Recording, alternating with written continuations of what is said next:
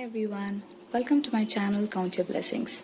Today I'm participating in the Fall Coffee Bar Challenge hosted by Diva Designing on a Dime with Kimberly Davis and co-hosted by Kenya's Decor Corner, Kenya.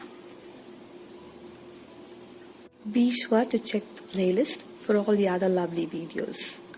Now, without further ado, let's get started. And this is my DIY coffee bar. I have some coffee sprinklers, which when added to milk or coffee gives a really nice chocolate flavor. I have some coffee beans in different flavors, 3-in-1 coffee mix. Teas and tea bags are in this container. This is a container of milk chocolate, cups, stir sticks, ambient lighting, and tissue paper.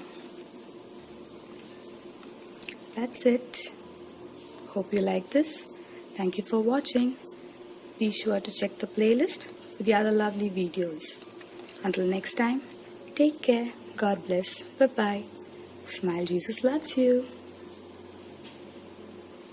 Don't forget to like, share, comment, and subscribe. Bye-bye.